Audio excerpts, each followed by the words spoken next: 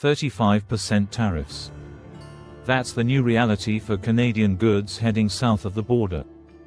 And this time, the White House is making a big statement.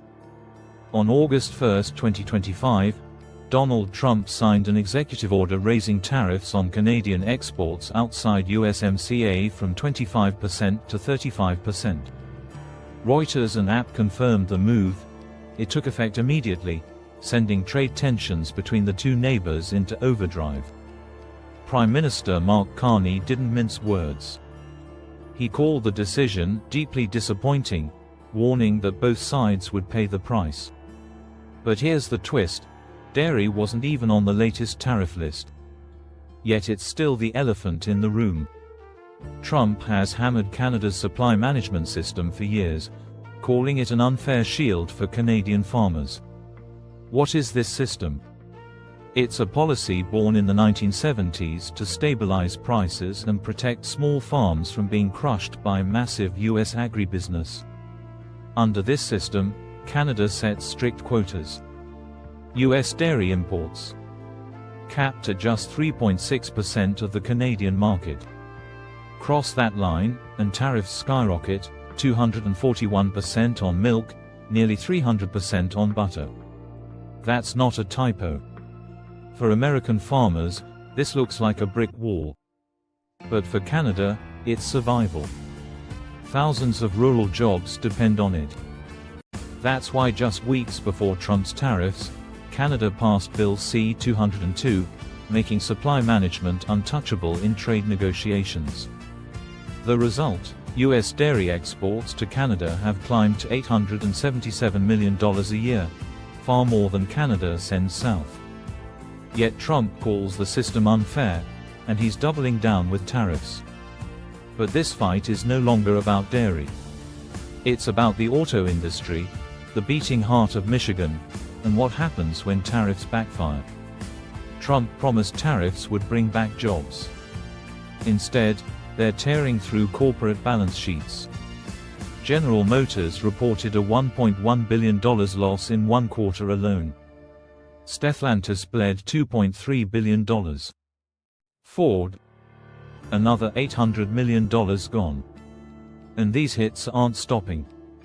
Analysts warn car prices could jump by $4,000 to $9,000. For electric vehicles, the surge could hit $12,000. Families already stretched by inflation will feel the pain first. Why is this happening? Because the supply chain is global. U.S. automakers rely on imported steel, aluminum, and parts from Canada, Mexico, and beyond. Since June, steel and aluminum tariffs shot up to 50%. Canada, America's largest aluminum supplier, is now paying an extra 35% on most goods outside USMCA. That means higher costs for cars, higher prices for buyers, and fewer jobs on the assembly line. The Ford F-Series, America's most iconic truck, built with aluminum from Quebec. Every new tariff adds dollars to its price tag.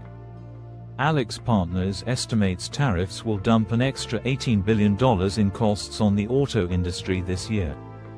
That's before counting ripple effects on suppliers and dealers. Factories are already scaling back shifts. In Detroit, job security is evaporating. Analysts warn as many as 600,000 American manufacturing jobs could be at risk if this continues. Meanwhile, Canada is playing chess while Washington plays checkers.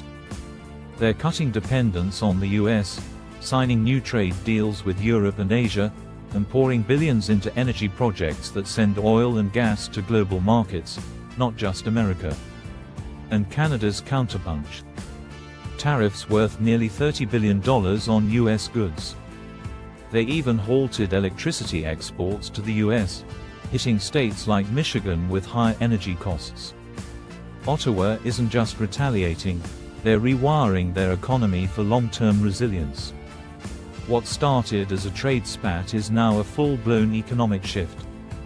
America's auto sector, construction industry, and even energy supply chains are feeling the squeeze. Tariffs that were supposed to protect US jobs are now threatening them. And here's the irony: the industries Trump vowed to shield, steel, autos, aluminum, are bleeding billions, while Canada quietly builds new markets. If this keeps up, the US could lose its grip on industries it once dominated. So, what do you think? Are tariffs saving American jobs, or sinking the very industries they were meant to protect? Drop your thoughts in the comments, and let's talk about it. If you found this breakdown helpful, hit that like button, share this video, and don't forget to subscribe to the Untold Compass for more untold stories that connect the dots behind the headlines.